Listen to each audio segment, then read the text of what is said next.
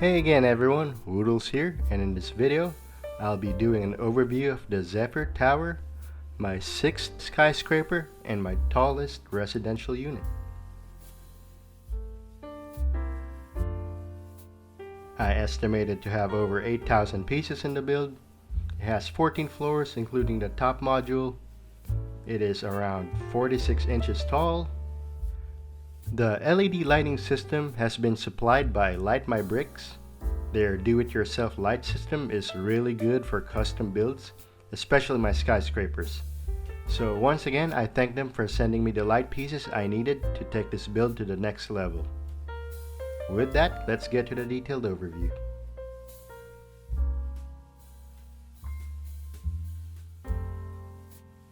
Alright, I had it pulled out of the city here. I don't have much space, and this skyscraper is really tall, so you're gonna see some background stuff like this wall over here and my tallest skyscraper here on the other side.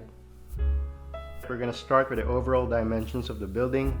This is the 4th tallest structure in Wasabi District. This building does have 14 floors including the rooftop. 5 of the modules are fully furnished. 9 of the modules have lights on them. There are 3 battery packs, 1 closer to the bottom and 2 closer to the top. We'll discuss the wiring details of the lights later on, but for now we'll continue with the exterior. It sits on a 48 by 48 base plate, as per several of my other skyscrapers. The overall footprint has a little bit of an L shape over here, but the main body of the skyscraper is 32 by 26 studs. That means the majority of the building has the second smallest floor area in all of Wasabi District skyscrapers, the top floors of One Wasabi Financial Center being the smallest. There's some stagger on the white steps on the facade. I'll call these steps. Starting from the top, you can see that there are horizontal parts alternating here and here. This happens on the top 8 or 9 floors, and then the closer it gets to the ground, the more compressed it gets. Starting about here, the horizontal parts gets compressed by 1 brick height, and then the next step is compressed by another brick height, and the spaces between the steps get smaller and smaller until you get to the 2nd floor, where they're only separated by 1 plate height. So overall, it creates a neat little squishing effect, something that's unique in Wasabi District, and I'm not sure if there's a real-life example of this.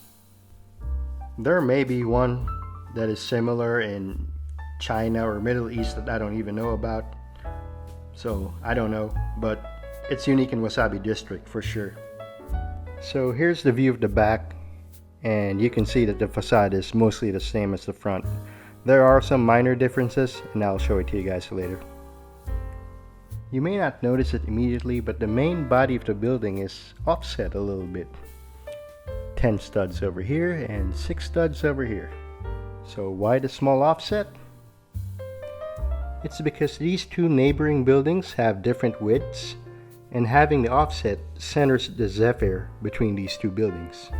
The main sidewalk is standard Wasabi District fare, so it's gonna have the same light and dark bluish gray tiles along with the studded dark tan plates. The ground level facade is dominated by the clear blue panels. The doors are brick built, and the construction is based off the Palace Cinema door construction. Over here on the right is a small ATM. You may notice the Citibank logo. This comes from the Lego 3661 set. On the other side, there's a smaller flower bed with 1 tree. It's not particularly innovative, but it does make the space stand out more rather than just a bed of gray tiles. Closer towards the back, there is a garage. It's good for 2 cars. We'll take a closer look at that in a minute. Here's a view of the 1st floor. The front part is of course the main lobby.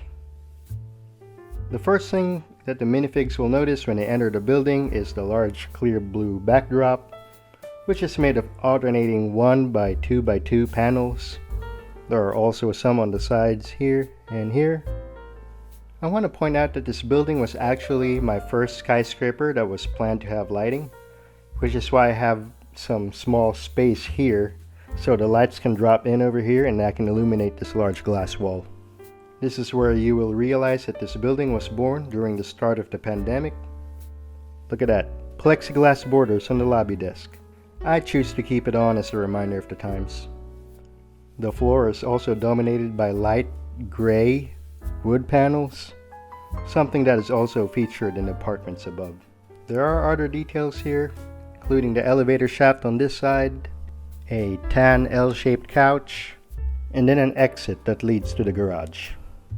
And here is the bigger view of that garage. There is room for 2 normal sized cars, but to be honest, it's a very tight fit.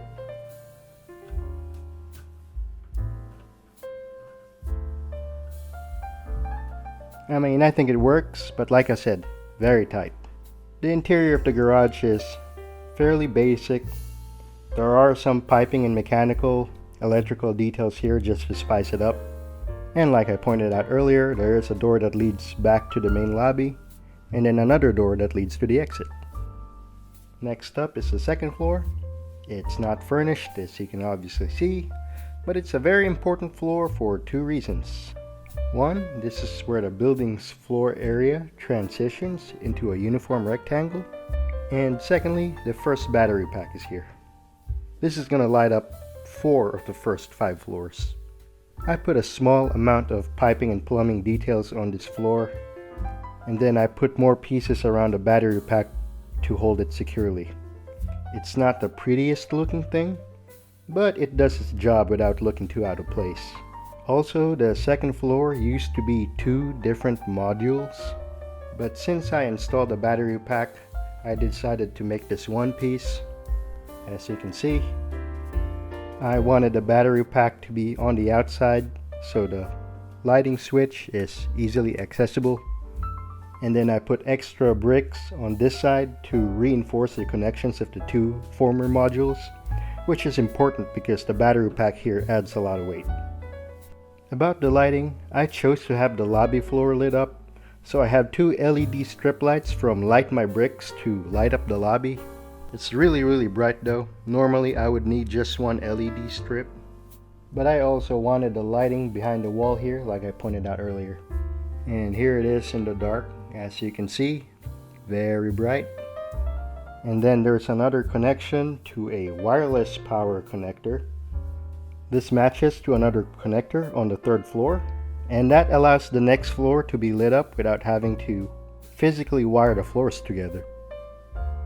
That means I can stack as many floors as I want and they will all light up as long as they have the same wireless power connectors attached to an LED strip light. I would also point out that lighting up the 2nd floor is also possible. I just chose not to, mainly because in real life some buildings have floors that are completely dark at night. And secondly, the windows here are much smaller, so the lighting would be minimal anyways. And here it is in the dark. So the lighting, I think, looks really good.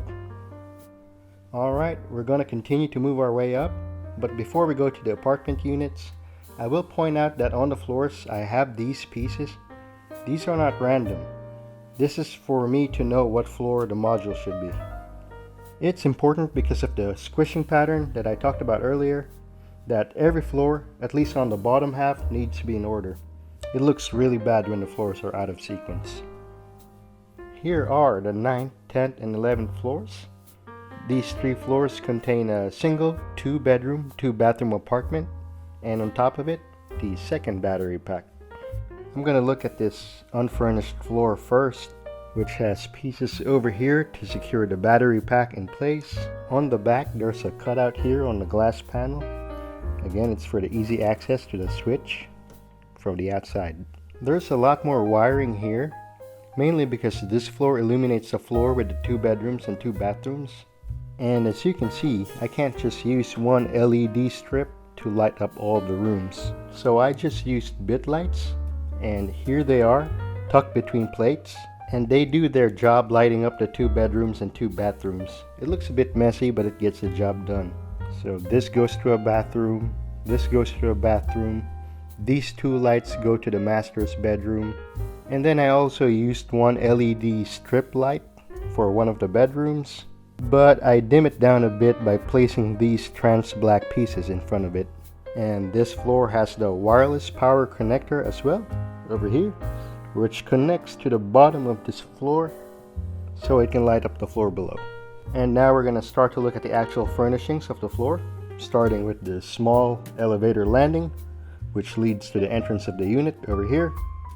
And here's the overall floor plan of the first apartment floor, which is an open concept with everything being in one space.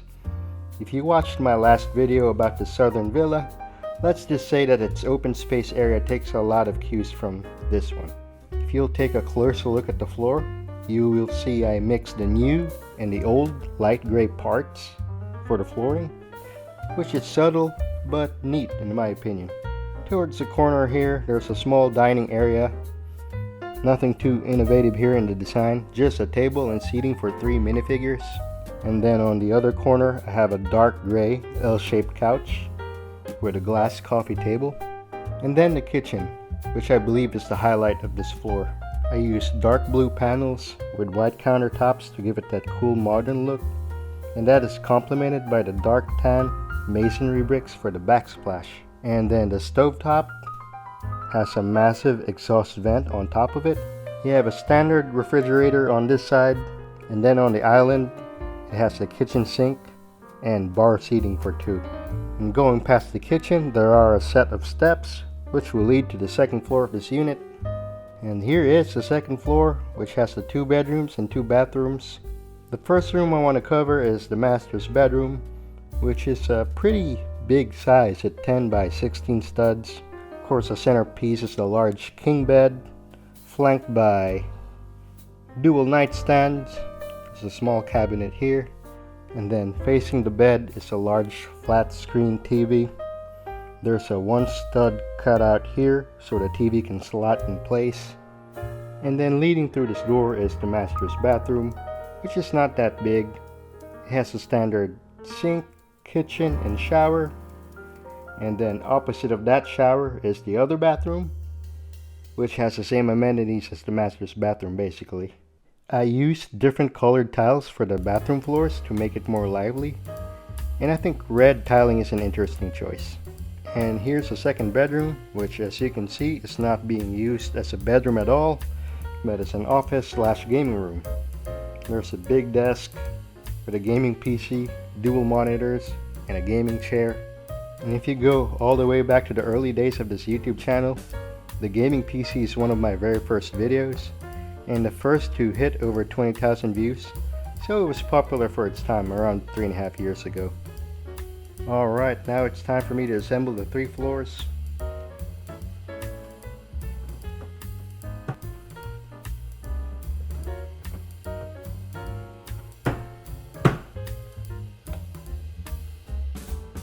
And there it is, in the dark. It's neat to see the different rooms being illuminated. You can see the gaming room over here.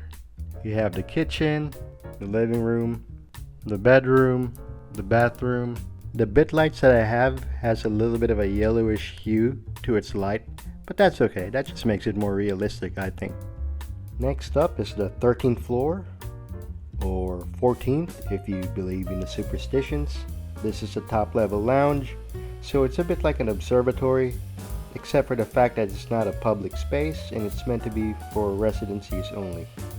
The lounge covers the entire floor area, starting with a small front desk once you exit the elevator.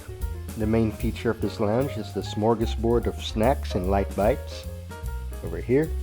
Again, meant to be complimentary to the minifig residents. It's just made up of various food pieces that I've collected through the years, so it includes chocolates, cookies, cupcakes, pizza, bread, and fruit. There's also a very simple coffee maker right over here. And off to the side of the main buffet you have a beverage cooler with the beverages just made up of random round bricks and cone pieces. And then after picking out something to eat, the minifigs can then relax on these loungers, recline it as such, and enjoy the wide open views through the large glass windows. There's also some tall seating on the side, and then towards the back there's a short hallway which leads to the restroom. Again, simple stuff here, I added a single toilet in the sink. I added a hand dryer over here. And this floor is also illuminated with a single LED light strip, which is connected to the top floor, which is the rooftop area. First, I can remove these two panels so we can more easily see the details inside. The roof panel is of course only a simple construction with large plates topped with tiles. This area mainly contains mechanical and piping details, including the third battery pack, which is over here. Same situation as the previous battery pack floor. There's a small cutout over here on the glass panel, so the light switch is easily accessible. This floor has 5 LED light strips. You can see 2 in the back, 2 in the front, and 1 more underneath like I showed earlier. And all these lights are connected in a series, with the wires being hidden in these elevated panels alongside the windows.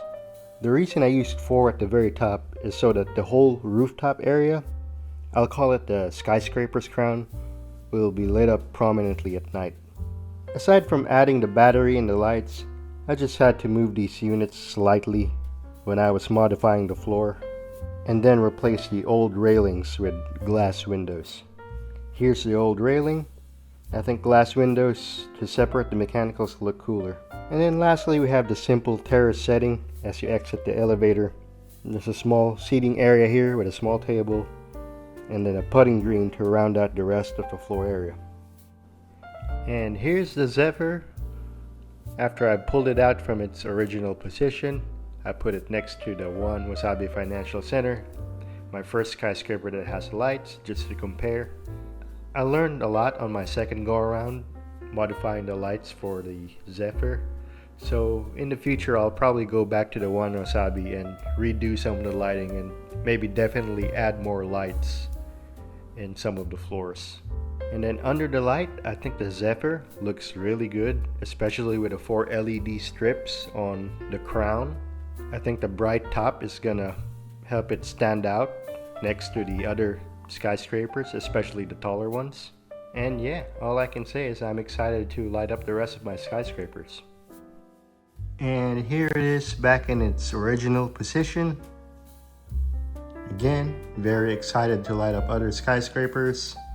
As I said in the May video, the Vibe and 505 Wasabi will be the next ones in the light up project, as well as the new skyscraper that I'm currently. And that is it for the detailed overview. I hope you guys enjoyed it, and hopefully you were inspired of what you just saw. Let me know what your thoughts are in the comments, and stay tuned for more on my channel. Again, thanks for watching. Peace.